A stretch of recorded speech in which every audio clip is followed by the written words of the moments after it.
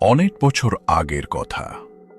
গ্রামের মাঝখানে ছিল এক রহস্যময় পুকুর, নাম মঠ পুকুর। চারদিকে ঘন সবুজ গাছপালা, এক পাশে পুরনো একটি মঠ আর আরেক পাশে ভাঙা মন্দির। সূর্য ডোবার পর পুরো জায়গাটা ভয়ঙ্কর নীরব হয়ে যেত। গ্রামের মানুষের বিশ্বাস ছিল মঠ পুকুর সাধারণ কোনো পুকুর নয়, কারণ এই পুকুর থেকে নাকি অদ্ভুতভাবে বিয়ের থালা বাসন পাওয়া যেত। নিয়ম ছিল এমন, যে বাড়িতে বিয়ে হবে তারা আগের রাতে মঠ পুকুরের পাড়ে গিয়ে জানিয়ে দেবে কি কি লাগবে। পরদিন সকালে দেখা যেত ঠিক সেই সব থালা, গ্লাস, বাটি পুকুরের ধারে সাজানো রয়েছে। এই গ্রামেরই এক যুবক ছিল সোহান। সে এই গল্প ছোটবেলা থেকেই শুনে এসেছে, কিন্তু কখনো বিশ্বাস করত না। একদিন গ্রামে একটি বিয়ে ঠিক হলো। সবাই মিলে সিদ্ধান্ত নিল এবার থালা বাসন মঠ পুকুর থেকেই আনা হবে। নিয়ম অনুযায়ী রাতের বেলা পুকুরের পাড়ে গিয়ে সব বলা হলো। পরদিন সকালে সত্যিই দেখা গেল সব থালা বাসন ঠিকভাবে সাজানো আছে। কিন্তু সমস্যা হলো, একজন লোভে পড়ে একটি ছোট রূপার বাটি লুকিয়ে ফেলে। সেই রাত থেকেই সেই লোকের জীবনে শুরু হলো ভয়ঙ্কর ঘটনা। সে ঘুমাতে পারত না। মনে হতো কেউ পানির নিচ থেকে তাকে ডাকছে। রাত হলেই কুয়াশার ভেতর ছায়া দেখা যেত।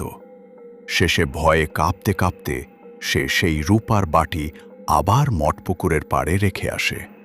তারপর সব স্বাভাবিক হয়ে যায়।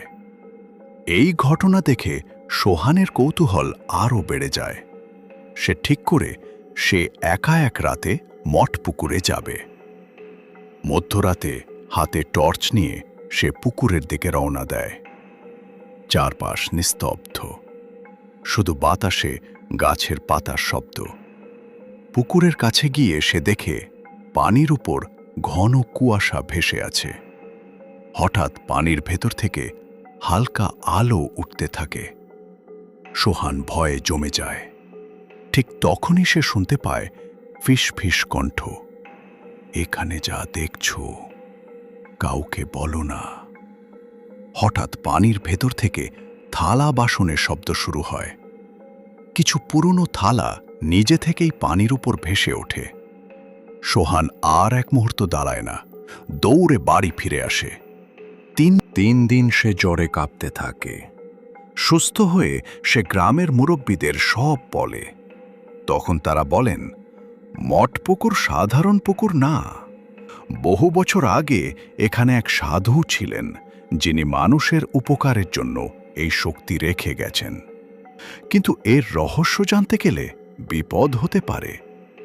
সেই দিন থেকে সোহান আর কখনো রাতের বেলা মঠপুকুরের কাছে যায়নি।